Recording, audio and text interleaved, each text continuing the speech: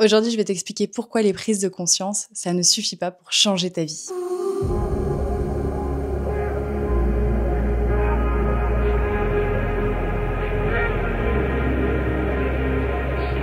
Les prises de conscience, ça ne suffit pas.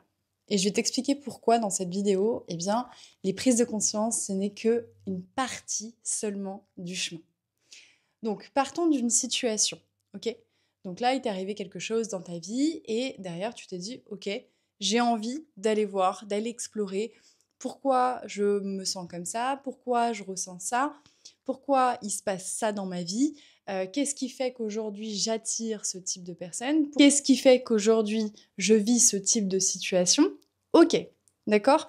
Donc là, on part de la situation qui est là, d'accord ? C'est un peu ton point de départ, ok ? Le constat de ta situation, ok ? Donc en fait, si tu observes la vie, ta vie, eh bien, tu te rends compte que cette situation, peut-être, elle se répète, ok ? Donc ça, c'est la situation. De la situation, eh bien, tu vas vouloir commencer à faire un petit chemin qui s'appelle l'analyse, ok ? Donc là, c'est le moment où en 2, tu vas commencer à analyser, d'accord ? Donc là, tu vas vouloir analyser la situation. C'est ton deuxième point. Donc là, on est plutôt sur l'aspect mental, d'accord ? Analyse. J'essaye de donner du sens à ce que je vis. Ok. Donc là, c'est là où je vais commencer une sorte d'introspection. Peut-être que je vais avoir des fameuses prises de conscience, d'accord ? Donc l'analyse, ça va me permettre de faire quoi ? D'avoir des prises de conscience. Après, je donnerai un exemple concret pour aller jusqu'au bout, ok ? On va retracer les étapes avec un exemple concret. Donc ça, en général, c'est ce que la plupart des gens font. C'est, il se passe quelque chose dans leur vie, ok, ça me plaît pas, il y a quelque chose qui va pas, pourquoi je vis ça, qu'est-ce qui fait que je suis en train de vivre ça, pourquoi j'ai attiré ce type de personne, etc. D'ailleurs, pour faire cette analyse et que tu veux apprendre à te poser les bonnes questions lorsque tu es dans cette phase d'analyse, de prise de conscience, etc., eh bien, je t'invite à cliquer sur le premier lien qui se trouve en description et tu accéderas directement à ma ressource complètement gratuite qui peut t'aider justement à te poser les bonnes questions. Parce que oui, il y a des questions qui enferment et il y a des questions qui nous permettent de nous ouvrir et donc d'avoir beaucoup plus de prise de conscience et qui nous permettent d'aller beaucoup plus loin dans notre analyse. Si tu veux justement pouvoir t'aider lors de cette analyse, eh bien, je t'invite à cliquer sur le premier lien qui est dans la description afin que tu puisses, toi aussi, apprendre à te poser les bonnes questions quand tu es dans cette phase d'analyse. Bien, donc reprenons. Donc, on a la phase d'analyse, d'accord ? Donc là, on est vraiment sur un élément du mental. Donc là, on va essayer d'aller chercher, ok, pourquoi je vis ça, etc. Donc là, on va certainement mettre en avant nos croyances, nos blessures, nos schémas inconscients, etc., etc. Donc là, en fait, on va aller déterrer un petit peu ce qui se passe dans l'inconscient, en règle générale. Donc, l'analyse, ça nous permet de faire ça. Mais, ce que j'ai remarqué, c'est que la plupart des gens s'arrêtent ici. Et donc, ils comprennent pas pourquoi, les choses, elles se répètent dans leur vie. Parce que, en fait, cette première étape et cette deuxième étape, elle suffit pas pour pouvoir changer ou transformer notre réalité. Et souvent, comme on reste dans le mental, on reste un peu dans cette partie haute. D'accord ? Donc, c'est comme si, finalement, on a l'impression que ce chemin-là, ça va nous amener à un nouveau départ. Sauf que c'est pas vrai. Ça ne nous amène pas à un nouveau départ. Ça nous permet juste de mettre en lumière certaines choses, de comprendre certaines choses, mais ça ne les transforme pas. De comprendre et surtout là même de conscientiser que ça, ce n'est que le début du travail. Ce ne sont que les premières étapes du changement, ok ? Parce que si je fais rien, moi, avec mes prises de conscience, il va rien se passer. La seule chose qui va se passer, c'est qu'effectivement, je vais me sentir plus conscient de ma réalité. Donc, quand il va se passer cette situation à nouveau, qu'elle va se répéter, d'accord ? Donc, la situation, elle va se répéter, elle va à nouveau se répéter et je vais me dire, ok, j'ai compris pourquoi, parce que je l'ai analysé. Mais, souvent, c'est ce qui peut se passer, mais pourquoi ça se répète alors que j'ai compris ? Parce que t'as pas été au bout du chemin, en réalité. Donc, on continue notre chemin. On ne s'arrête pas à juste l'analyse, d'accord? On va aller vers l'intégration de cette prise de conscience, ok? Et quand je parle d'intégration, je parle de plusieurs choses. L'intégration peut être le message profond. Parce que si je m'arrête à, par exemple, oui, j'ai analysé que j'ai telle blessure, etc., et que j'ai telle croyance, machin, en fait, ça m'aide pas à comprendre, ok, qu'est-ce que c'est venu m'apprendre? Qu'est-ce que c'est venu m'enseigner? Et donc, l'intégration, ça sert à trouver, entre guillemets, les leçons, les enseignements. Mais pas que. Là-dedans, on va aussi trouver la libération émotionnelle. Si j'ai conscience de certaines choses, mais que je libère toujours pas ce qu'il y a dans le corps, si je libère toujours pas toutes ces émotions qui sont refoulées, accumulées, etc. Et ça, c'est pour ça qu'un travail sur le shadow work, c'est hyper important, parce que c'est ça que ça va nous permettre justement d'aller libérer les émotions qui sont refoulées, etc. C'est pour ça d'ailleurs que ça fait partie de mes programmes que je transmets parce que c'est une partie qui est très très importante, d'accord? Si je libère pas la charge émotionnelle qui est liée à la situation, à ce que j'ai analysé et ce dont j'ai pris conscience, eh bien ça veut dire qu'il y a encore des parts de moi qui sont enfouies, d'accord? Ça veut dire qu'il y a encore des choses à aller chercher à un autre niveau. Je vais aussi venir me compléter. Et donc du coup là, c'est vraiment un travail sur l'enfant intérieur, sur les parts fragmentées, et je vais aller nourrir les besoins de ça. Ok?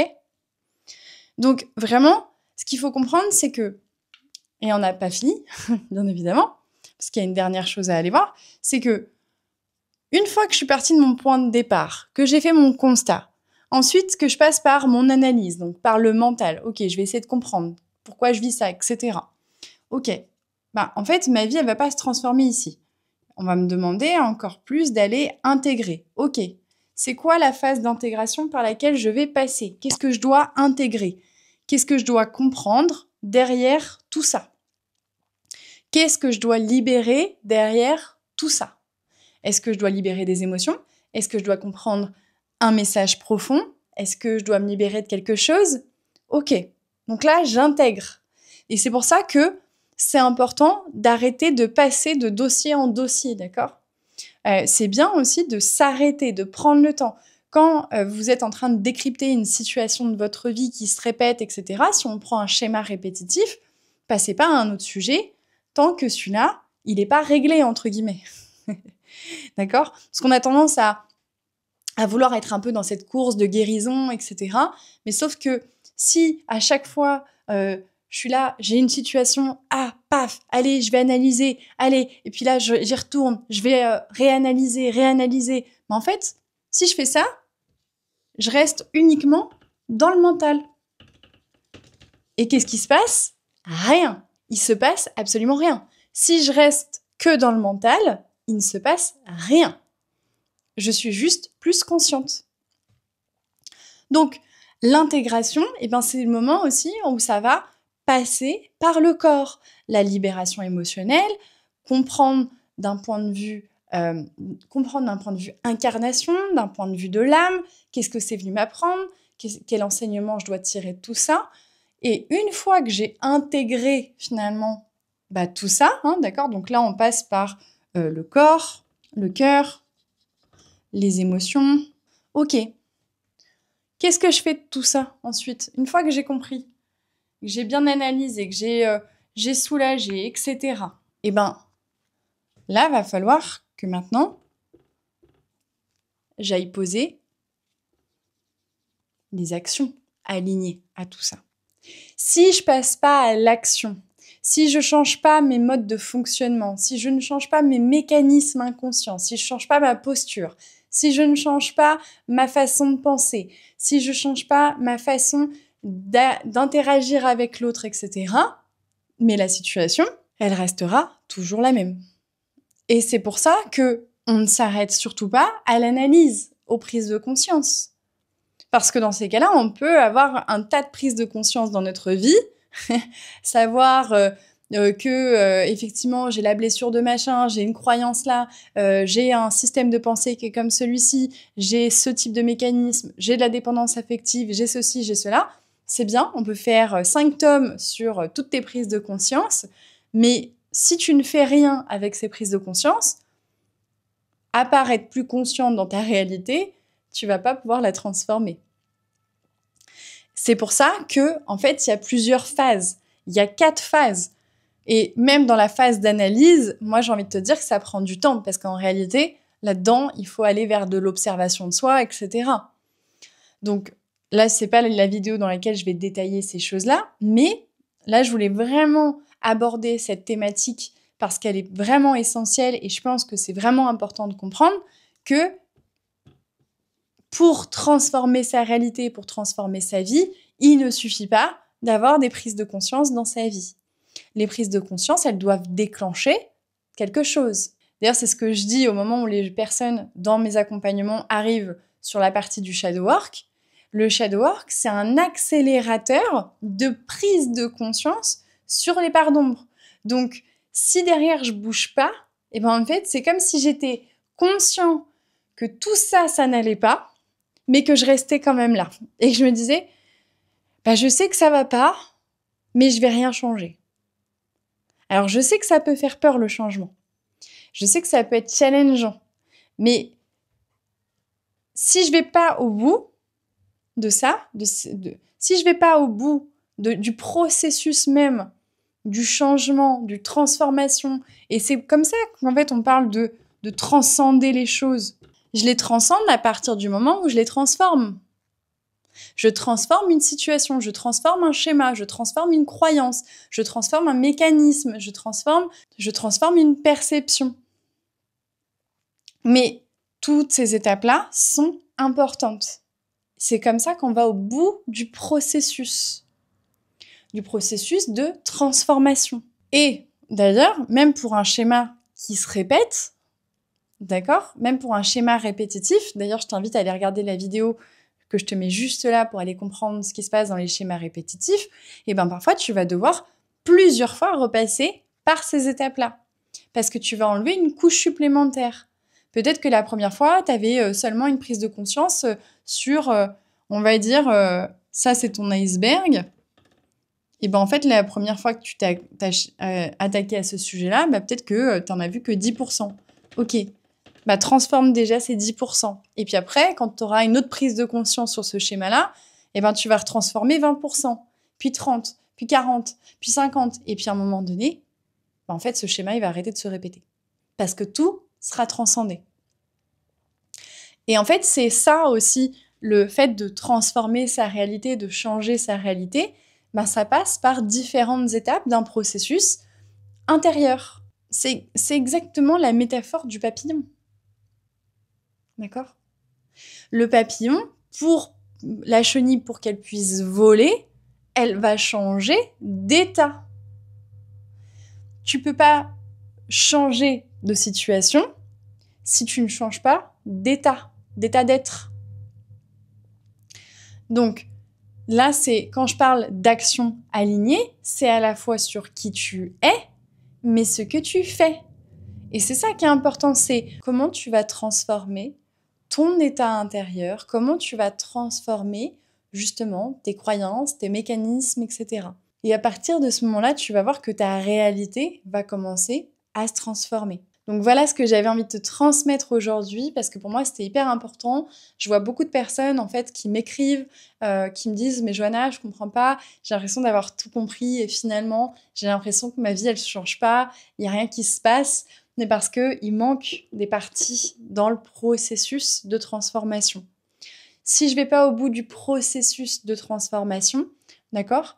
Et d'ailleurs c'est souvent cette partie-là que vous faites dans des séances, mais travaillez ça avec vos thérapeutes, vos coachs, etc. C'est important d'aller travailler aussi sur cette deuxième partie qui va te permettre justement de trouver l'élan, qui va te permettre justement de trouver quelles sont les actions alignées.